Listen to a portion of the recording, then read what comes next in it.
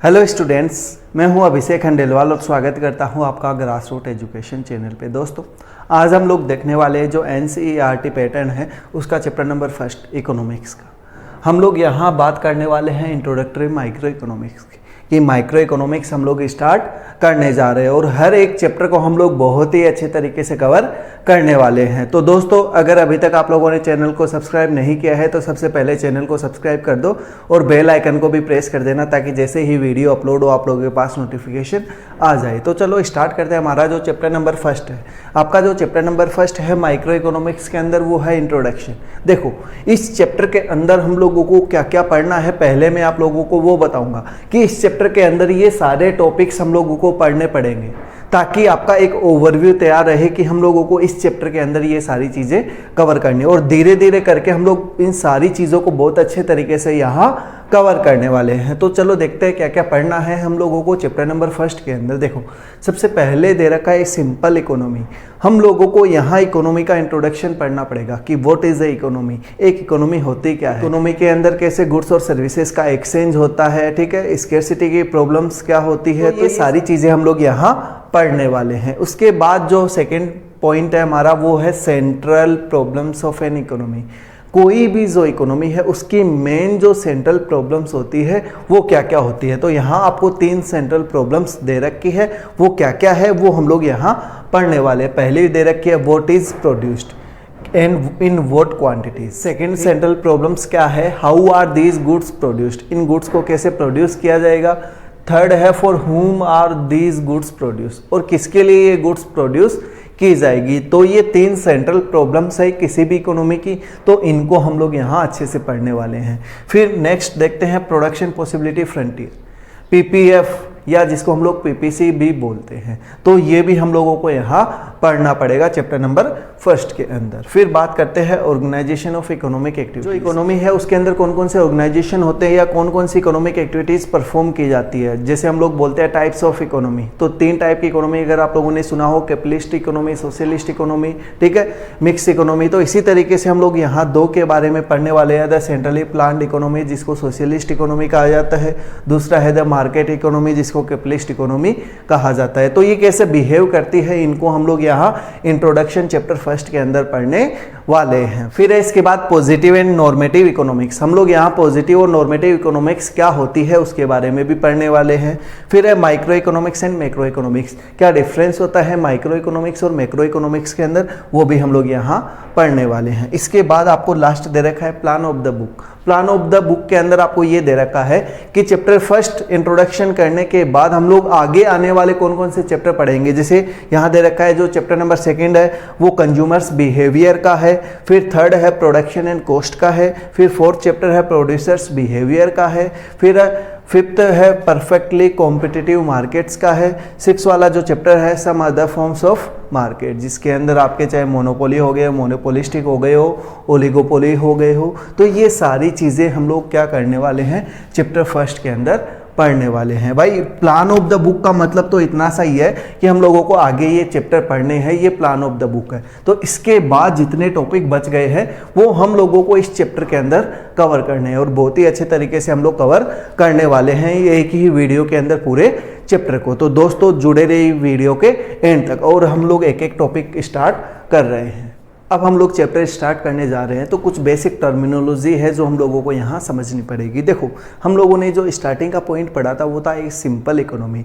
उस simple economy के अंदर क्या बता रखा है कि इकोनॉमी के अंदर जो कंज्यूमर होता है वो कैसे बिहेव करता है। बिहेव का मतलब कि जो इकोनॉमी होती है उसमें बहुत सारे लोग होते हैं, ठीक है, वो लोग कैसे अपने गुड्स और सर्विसेज के द्वारा अपनी जो नीड्स होती है उन नीड्स को कैसे फुलफिल करते हैं। अब याद रखना, जो रिसोर्सेज होते हैं वो क्या होते हैं, लिमिटेड होते हैं, बट ह्यूमन वांट्स अनलिमिटेड होती है।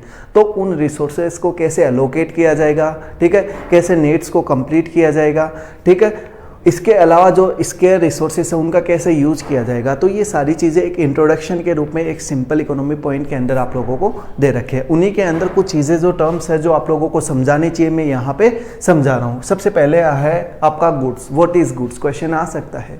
देखो क्या दे रखा है, कोई भी जो फिजिकल टेंजिबल ऑब्जेक्ट है जो कि लोगों की वांट्स और नीड्स को सेटिस्फाई करता है, क्या कहलाती है, गुड्स। मार्कर क्या है, गुड्स।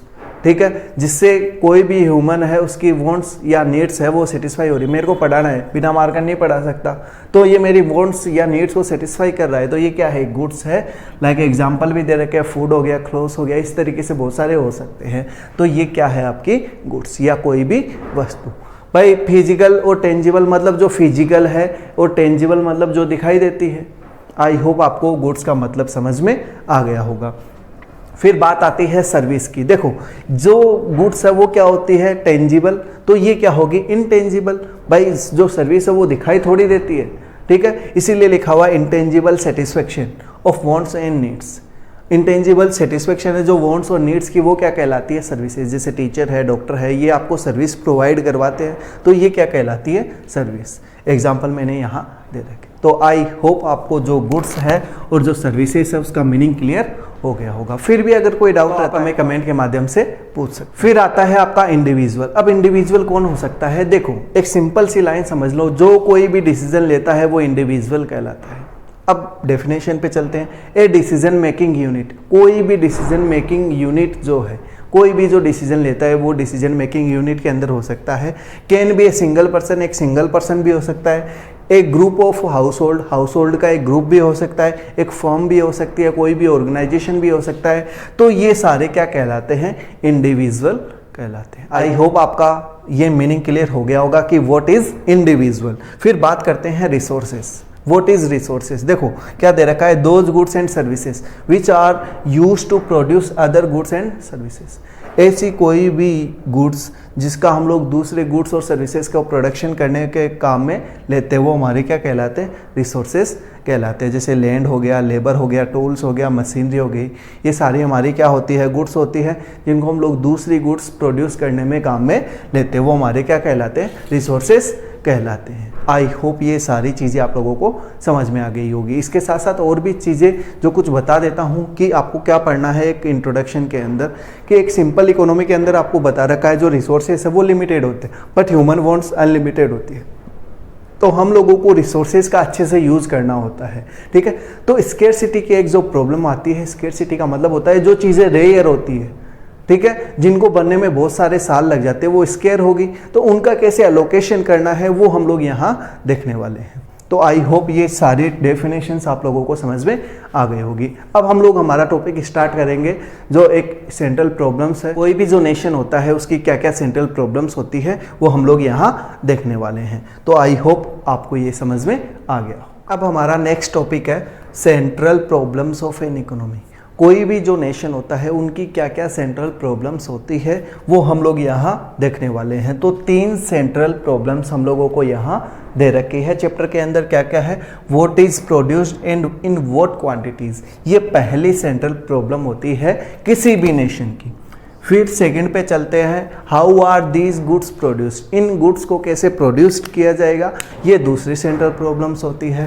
थर्ड सेंट्रल प्रॉब्लम्स क्या होती है, for whom are these goods produced, किसके लिए ये गुड्स प्रोड्यूस की जाएगी। तो ये 3 सेंट्रल प्रॉब्लम्स हम लोगों को यहाँ देखने हैं।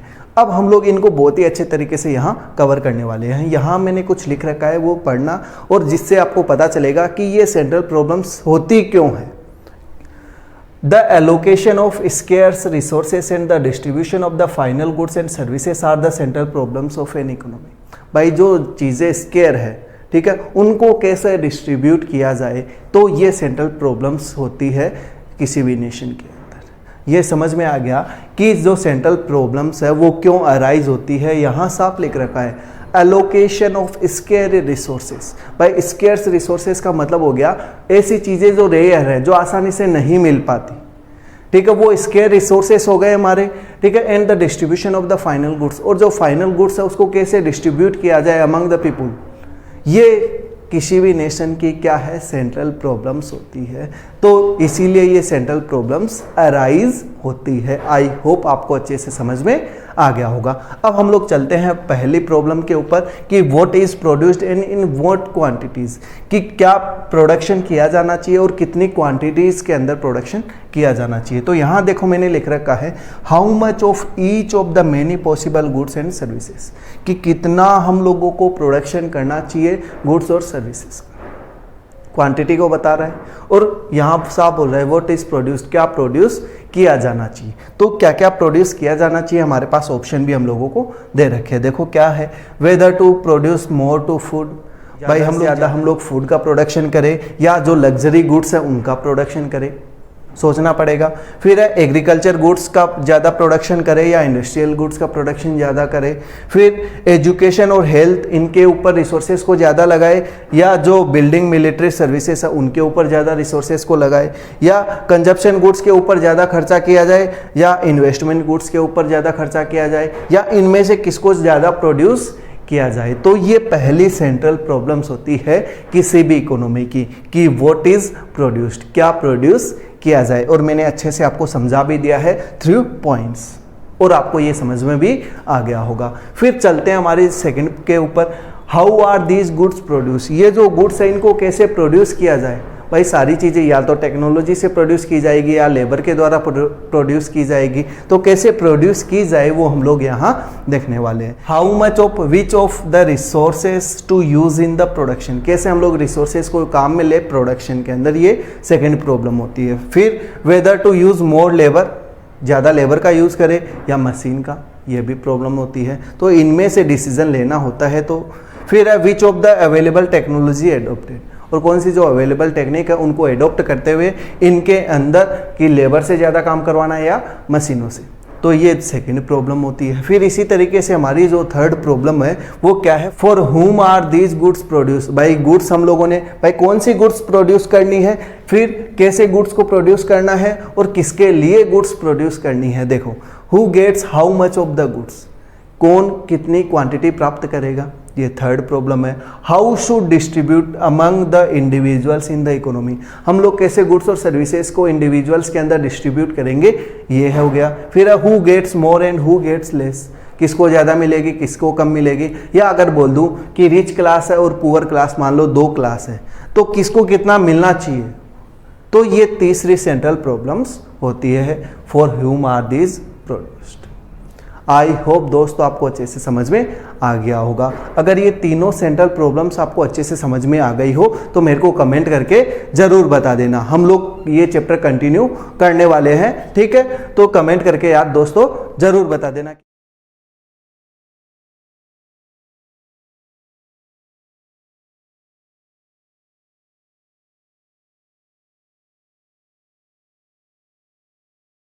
अब हमारा नेक्स्ट टॉपिक है प्रोडक्शन पॉसिबिलिटी फ्रंटियर। अब ये होता क्या है ये हम लोग यहाँ देखने वाले हैं। देखो यहाँ मैंने डेफिनेशन लिख रखी है, the collection of all possible combination, जो कॉम्बिनेशन बन सकते हैं सबकी पॉसिबिलिटी क्या है, of the goods and service that can be produced from A given amount of resources and A given stock of technological knowledge is called the production possibility set of the economy. के पास जितने भी resources available है उन available resources से और जो technology आपको दे रखी है उनसे आप किसी भी गुड्स के अलग अलग कॉम्बिनेशन क्या बना सकते हो, ठीक है, वो आपकी क्या है प्रोडक्शन पॉसिबिलिटी फ्रंटियर। भाई आपको यहाँ पॉसिबिलिटी बताई जा रही है कि अलग अलग कॉम्बिनेशन क्या बन सकते हैं, जो भी गुड्स और सर्विसेज जो आप प्रोड्यूस कर सकते हो, जितना आपको अमाउंट रिसोर्सेज का दे रखा है और जो भी आपको टेक्नोलॉजी अवेलेबल है उसको हम लोग क्या बोलते हैं, प्रोडक्शन पॉसिबिलिटी सेट। इसको और अच्छे तरीके से हम लोग एग्जाम्पल के थ्रू समझ सकते हैं। कैसे, एक नेशन है, मान लो कि वो नेशन सिर्फ 2 ही चीज़ों का प्रोडक्शन कर सकता है, कॉर्न का या कॉटन का, या तो कॉर्न का प्रोडक्शन करेगा या कॉटन का प्रोडक्शन करेगा। तो आपको यहाँ मैंने क्या बोला कि डेफिनेशन के अंदर साफ दे रखा है कि कितने गुड्स का प्रोडक्शन कर सकता है, तो यहाँ दे रखा है कॉर्न और कॉटन का प्रोडक्शन कर सकता है, ठीक है। अमाउंट ऑफ रिसोर्सेस आपको दे रखे हैं, ये अमाउंट ऑफ रिसोर्सेस है, ठीक है। अब अलग अलग पॉसिबिलिटीज़ बता रखी है कि अगर पूरे रिसोर्सेज मान लो 2 ही चीज़ों का प्रोडक्शन हो, पूरे रिसोर्सेज अगर हम लोग कॉटन पे लगा दे तो कॉर्न का कितना प्रोडक्शन होगा, 0। तो ये क्या है, एक पॉसिबिलिटी है कि पहला पॉसिबिलिटी आपको दे रखी है 0 to 10, ये पहली पॉसिबिलिटी है।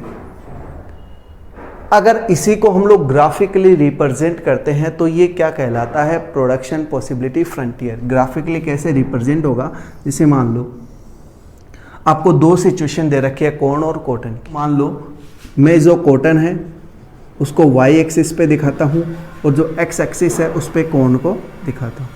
अब यहाँ जो कोण है उस कोण के ऊपर ये दिखा दूंगा 0 1 2 3 4, तो मैंने यहाँ लिख दिया 1 2 3 और 4, ठीक है। फिर यहाँ जो अलग अलग दे रखी है कॉटन की, तो यहाँ 10 तक दे रखी है मेरे को, तो मैं दो दो के गैप से बना दूंगा 2 4 6 8 10। आई होप ग्राफ का काम सबने किया होगा, तो ये पता होगा कि कैसे स्केल वगैरह लिया जाता है।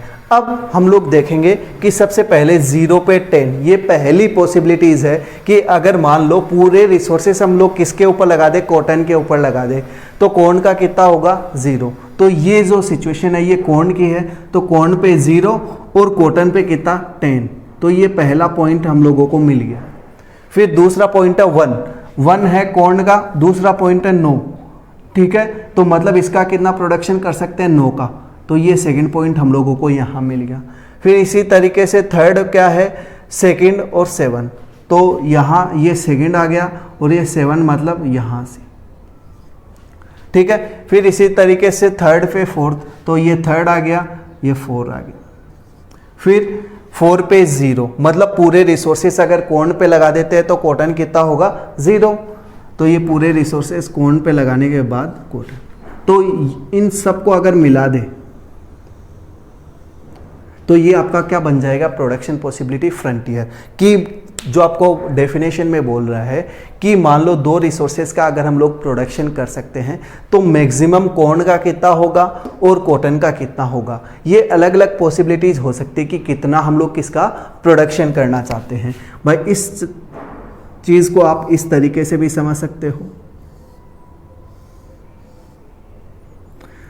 ये क्या है, पॉसिबिलिटी है अलग अलग कि कौन सा पॉसिबिलिटी हम लोगों को चूज करने, कितना किसका प्रोडक्शन करे, किसका कितना प्रोडक्शन करे। सेंट्रल प्रॉब्लम्स हम लोगों ने देखी थी, तो एक तरीके से सेंट्रल प्रॉब्लम्स से समझ लो कि किसका कितना प्रोडक्शन करना है, किसका कितना प्रोडक्शन करना है। ये प्रोडक्शन पॉसिबिलिटी फ्रंटियर से ही समझा जा सकता है। तो आई होप ये प्रोडक्शन पॉसिबिलिटी फ्रंटियर आप लोगों को समझ में आ गया होगा, ठीक है। इसी के अंदर एक डेफिनेशन और आती है अपॉर्चुनिटी कॉस्ट की। वो अपॉर्चुनिटी कॉस्ट की क्या है कि जैसे हम लोग एक एक रिसोर्सेज, जैसे कॉटन का प्रोडक्शन है, ठीक है, उस कॉटन के प्रोडक्शन को कम करके कोण का प्रोडक्शन बढ़ा रहे, तो यहाँ कुछ यूनिट हम लोगों को सेक्रीफाइस करनी पड़ रही है। तो जो सेक्रीफाइस की है एडिशनल प्रोडक्शन करने के लिए, वो जो कॉस्ट होती है वो क्या कहलाती है, आपकी अपॉर्चुनिटी कॉस्ट। देखो डेफिनेशन भी लिखी है, a cost of having a little more of one good in terms of the amount of other goods that has to be forgone. एक की क्वांटिटी ज़्यादा प्रोडक्शन करने के लिए जो दूसरे की हम लोगों ने जो क्वांटिटी सेक्रीफाइस की है ना, उस कॉस्ट को हम लोग क्या बोलते हैं, opportunity cost. This is known as opportunity cost of an additional unit of the goods. एक जो गुड्स है उसकी एडिशनल क्वांटिटी प्रोड्यूस करने के लिए जो हम लोगों ने दूसरी गुड्स की सेक्रीफाइस की है, वो हमारी क्या कहलाती है, अपॉर्चुनिटी कॉस्ट कहलाती है।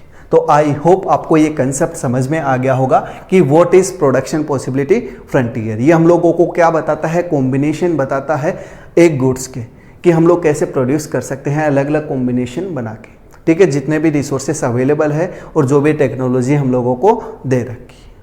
तो आई होप आपको प्रोडक्शन पॉसिबिलिटी फ्रंटियर समझ में आ गया होगा, तो मेरे को कमेंट करके जरूर बता देना। अब हम लोग देखते हैं नेक्स्ट टॉपिक क्या है। अब हम लोग चलते हैं ऑर्गेनाइजेशन ऑफ इकोनॉमिक एक्टिविटीज़, या इसको और अच्छे तरीके से या इजी तरीके से समझना चाहते हो तो ये समझ लो टाइप्स ऑफ इकोनॉमी। जो इकोनॉमी है वो कितने टाइप की होती है, तो हम लोगों ने 9th 10th इन सारी क्लासेस के अंदर पढ़ा है कि 3 टाइप की इकोनॉमी हम लोगों ने देखी थी।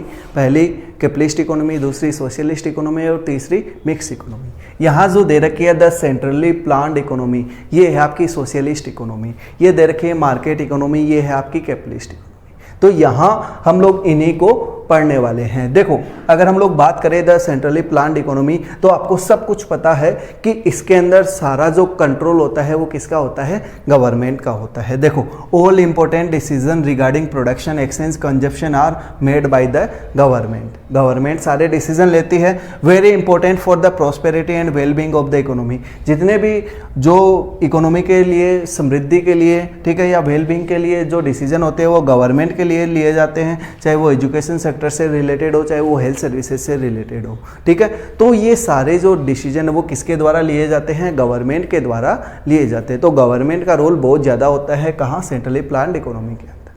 गवर्नमेंट जैसा प्रोडक्शन करना चाहते हैं उसी हिसाब से प्रोडक्शन होता है, ठीक है। तो आई होप आपको सेंट्रली प्लान्ड इकोनॉमी समझ में आ गई होगी। अब हम लोग चलते हैं मार्केट इकोनॉमी। मैंने आपको क्या बोला, कैपिटलिस्ट इकोनॉमी को हम लोग मार्केट इकोनॉमी भी बोल सकते हैं। देखो, all economic activities are organise through the market. सारी जितनी भी इकोनॉमिक एक्टिविटीज़ होती है वो किसके द्वारा ऑर्गेनाइज होती है, मार्केट के द्वारा। मार्केट खुद ही बायर्स और सेलर्स को डिटरमाइन करता है। ये मार्केट टर्म्स जो है वो कोई प्लेस वगैरह नहीं है, ठीक है। यहाँ जो लिया गया है मार्केट का मतलब होता है जहाँ फ्री मूवमेंट और के गुड्स और सर्विसेज का, ठीक है। फिर देखो, the arrangement which allow people to buy and sell commodities freely are defining feature of market. भाई इस कैपिटलिस्ट इकोनॉमी का फीचर क्या है, जहाँ गवर्नमेंट का जो रोल है वो एकदम नेगोशिएबल हो, जीरो हो, कम हो, वो हमारा क्या कहलाता है, मार्केट इकोनॉमी कहलाता है। वैसे तो देखने पे बहुत कम ऐसी इकोनॉमीज़ होती है जिनके अंदर गवर्नमेंट का रोल कम होता है। जितने भी इकोनॉमीज़ होती है सब के अंदर गवर्नमेंट का रोल होता है, ठीक है। अगर हम लोग जैसे एग्जांपल ले, जैसे यूएस है, अमेरिका, ठीक है, वहाँ जो गवर्नमेंट का रोल है वो क्या है, नेगोशिएबल या जीरो है। तो वो कौन सी इकोनॉमी है, मार्केट इकोनॉमी है, जहाँ बायर्स और सेलर्स मिलते हैं और जितनी डिमांड होती है उस हिसाब से प्राइस डिटरमाइन किया जाता है। तो आई होप ये दोनों आपको समझ में आ गया होगा, द सेंट्रली प्लान्ड इकोनॉमी और मार्केट इकोनॉमी, ठीक है। तो दोस्तों अगर कोई डाउट हो तो आप हमें कमेंट के माध्यम से भी पूछ सकते हैं। अब हमारे नेक्स्ट टॉपिक है पॉजिटिव एंड नॉर्मेटिव इकोनॉमिक्स, या हम लोग बोल सकते हैं पॉजिटिव इकोनॉमिक एनालिसिस और दूसरा है नॉर्मेटिव इकोनॉमिक एनालिसिस। अब ये होते क्या है, इसके अंदर हम लोग देखते हैं जो सेंट्रल प्रॉब्लम्स है उनको कैसे एनालिसिस किया जाता है, उनकी स्टडी कैसे की जाती है, वो यहाँ पॉजिटिव और नॉर्मेटिव इकोनॉमिक्स हम लोगों को बताएगी। देखो, अगर हम लोग बात करें पॉजिटिव इकोनॉमिक एनालिसिस के अंदर, तो इसके अंदर भी study how the different mechanism functions, कि कैसे हम लोग इन सारी प्रॉब्लम्स को दूर कर सकते हैं, उसकी स्टडी कहाँ की जाती है, पॉजिटिव इकोनॉमिक एनालिसिस के अंदर की जाती है। I hope positive economic analysis आपको समझ में आ गया होगा। फिर हम लोग चलते हैं नॉर्मेटिव इकोनॉमिक एनालिसिस। देखो, ये जो मैकेनिज्म है, whether the mechanism are desirable और नॉट, क्या हम लोगों को ये जो मैकेनिज्म है इसकी ज़रूरत होगी या नहीं होगी। तो कोई भी चीज़ है, अगर मान लो कोई सोल्यूशन हम लोग यहाँ प्रोवाइड करवा रहे हैं, तो वो सॉल्यूशन डिजायरेबल है या नहीं है, वो कौन बताएगा, हम लोगों को नॉर्मेटिव इकोनॉमिक एनालिसिस। और ये हम लोगों को बताएगा कि आपको ये सॉल्यूशन करना चाहिए। ये सारा किससे रिलेटेड है, सेंट्रल प्रॉब्लम से रिलेटेड है, कि सेंट्रल प्रॉब्लम्स को हम लोग कैसे स्टडी कर सकते हैं, कैसे एनालाइज कर सकते हैं। तो ये है आपका पॉजिटिव एंड नॉर्मेटिव इकोनॉमिक्स। अब हम लोग चलते हैं माइक्रो एंड मैक्रो इकोनॉमिक्स। अगर हम लोग इकोनॉमिक्स है उसका सब्जेक्ट मैटर देखें तो उसको हम लोग दो पार्ट के अंदर डिवाइड कर देते हैं, माइक्रो और मैक्रो। और माइक्रो मैक्रो के अंदर पूरी इकोनॉमिक्स की स्टडी करते हैं। अगर हम लोग बात करें माइक्रो इकोनॉमिक्स की, तो देखो, study of the behaviour of individual economic agent in the market for different goods and services and try to figure out how price and quantities are determine. ये आपकी क्या कहलाती है, माइक्रो इकोनॉमिक्स कहलाती है। या अगर सिंपल से वर्ड में बोल दे, कोई भी जो इंडिविजुअल है उसकी स्टडी हम लोग जहाँ करते हैं वो हमारी क्या कहलाती है, माइक्रो। आई होप आपको ये समझ में आ गया होगा व्हाट इज माइक्रो।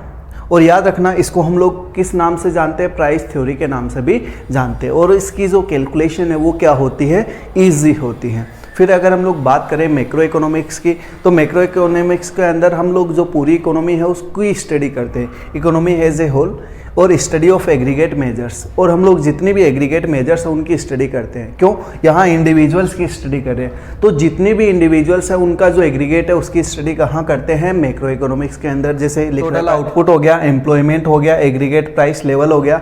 तो एग्रीगेट का मतलब ही टोटल होता है। तो इन सारे टोटल्स की स्टडी कहाँ करते हैं हम लोग, मैक्रो इकोनॉमिक्स के अंदर हम लोग इनकी स्टडी करते हैं। कैसे एम्प्लॉयमेंट प्रोवाइड की जाती है, ठीक है, आउटपुट लेवल डिसाइड किया जाता है, कैसे एग्रीगेट प्राइस लेवल डिटरमाइन किया जाता है, ठीक है, एम्प्लॉयमेंट की सिचुएशन कब रहेगी कब नहीं रहेगी। तो ये सारा सॉल्यूशन कहाँ किया जाता है, मैक्रो इकोनॉमिक्स के अंदर किया जाता है। इसीलिए इसको हम लोग इनकम थ्योरी के नाम से भी जानते हैं। और इसकी जो कैलकुलेशन है वो क्या होती है, डिफिकल्ट होती है। डिफरेंस थे माइक्रो इकोनॉमिक्स और मैक्रो इकोनॉमिक्स के अंदर। तो आई होप आपको माइक्रो और मैक्रो के अंदर कुछ डिफरेंस भी समझ में आ गए होंगे। तो ये थे दो टॉपिक हमारे, और आई होप आपके ये दोनों टॉपिक क्लियर हो गए होंगे। तो ये था हमारा चैप्टर नंबर 1, जो कि आपका पूरा कंप्लीट हो चुका है। तो आई होप दोस्तों ये आपको पूरा समझ में आ गया होगा। फिर भी अगर कोई डाउट रहता है ना तो आप हमें कमेंट के माध्यम से पूछ सकते हैं। तो आई होप दोस्तों आपके सारे जो कंसेप्ट है वो क्लियर हो गए होंगे। फिर भी अगर कोई डाउट रहता है तो आप हमें कमेंट के माध्यम से पूछ सकते हैं। तो दोस्तों अगर आप लोगों को वीडियो अच्छा लगा हो तो वीडियो को लाइक करें, चैनल को सब्सक्राइब करें और दोस्तों के साथ ज़्यादा से ज़्यादा शेयर करें। Thank you.